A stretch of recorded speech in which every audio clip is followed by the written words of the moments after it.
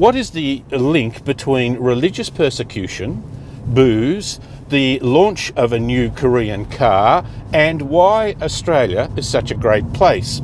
Well, it's tenuous, but let's see what we can do. Here we are in the Barossa Valley, 60 kilometres north of Adelaide, the capital city of South Australia.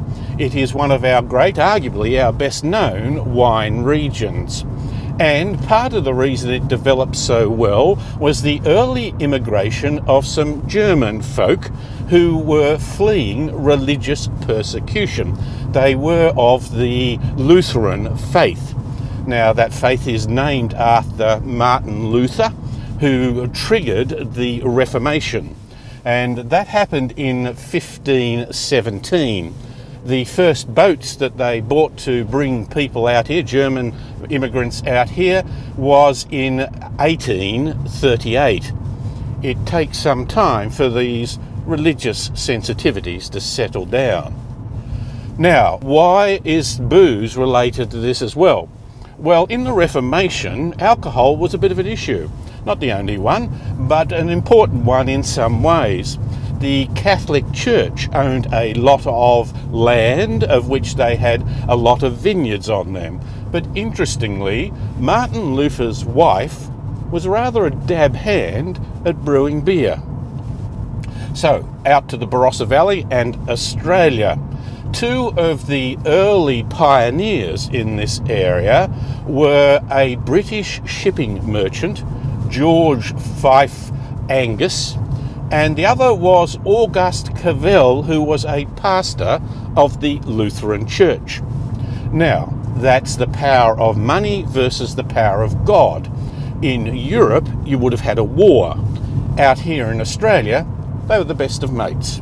And so the region prospered in a very peaceful but hard-working way. And so we come here to the launch of the Kia Cerato, the new model. It is a small to medium-sized car. It competes with things like the Toyota Corolla, the Mazda 3, or the Hyundai i30.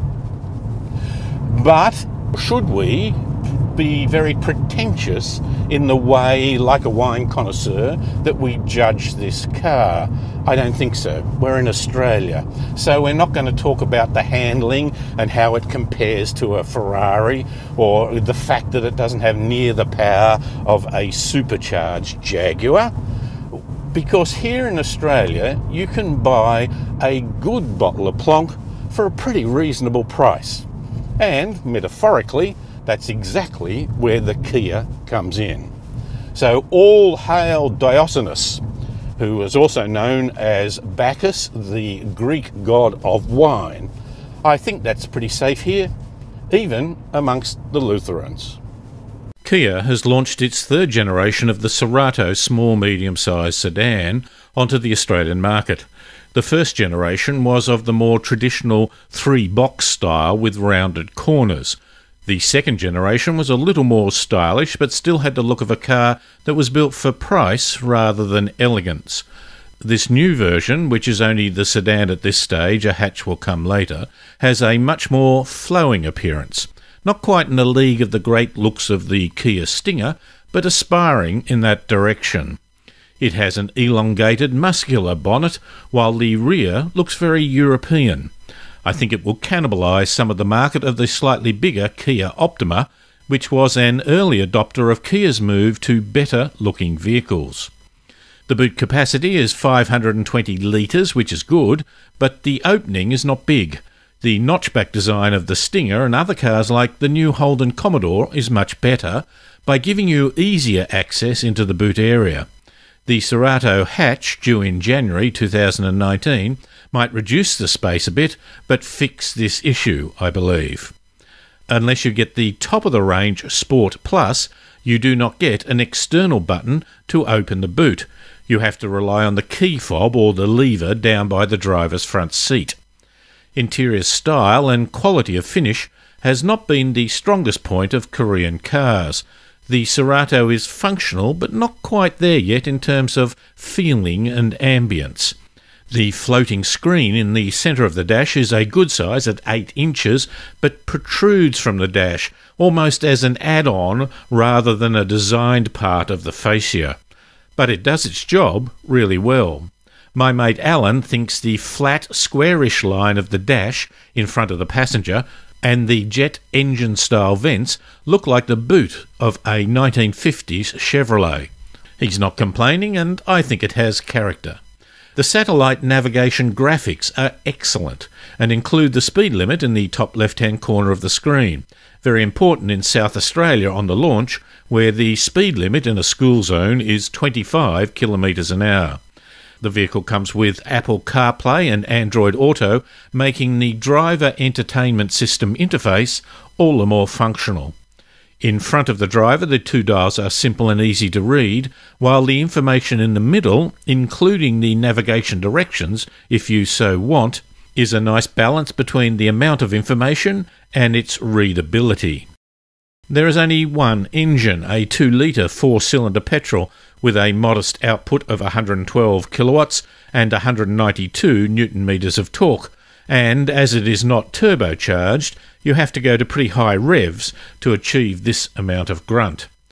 You can have a 6-speed manual in the base model or an automatic in all models, and although the new Cerato has a good coefficient of drag at 0.27, it weighs a little more than the previous model and the fuel consumption is slightly higher.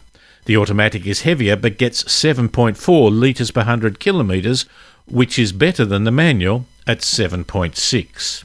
There are 3 equipment levels, the Basic S, the Sport and the Sport Plus. It's getting that way that every variation seems to have the word Sport in it. On the road I found the base model S comfortable and smooth.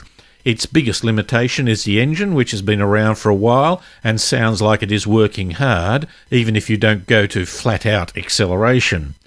On one part of the trip we had 4 adults and a lot of luggage, and the Cerato fitted this purpose admirably. The Sport Plus gives you a firm ride, and I did not feel quite as one with the car as I might have. Nonetheless, it certainly handled the conditions well.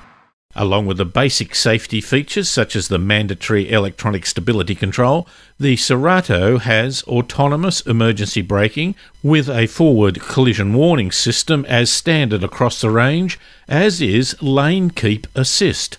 It tugs you into line if you wander in your lane. For safety and a feeling of well-being, every model also has a reversing camera and front and rear parking sensors. Kia is very aware of just how price-sensitive this part of the market is. So for the new Cerato, they have managed to have an entry-level manual version on the market at a smidgen under $20,000, and that's a drive-away price. Interestingly, the automatic is only an additional $1,500. For so long, the trend has always been that the automatic will cost you $2,000 more in just about every popular car on the market. To move up from the base model S to the sports version, you add an extra $2,200, while the top-of-the-range Sport Plus is another $2,500 on top of that, making it $26,190 drive away. The Cerato is a hugely important car for Kia. They anticipate that about a third of forthcoming sales will be of this particular model. Few will be manuals, about 5%, but nonetheless this gives them an entry-level vehicle to get people through the door at under $20,000 drive away. It is a very good-looking car, but the inside is not quite class-leading in refinement, but it still has good room, good features and great value for money with drive-away prices. In May 2018, for the first time ever, Kia has sold more cars in Australia than Holden, taking it to 6th position on the Australian market. It's not hard to see why.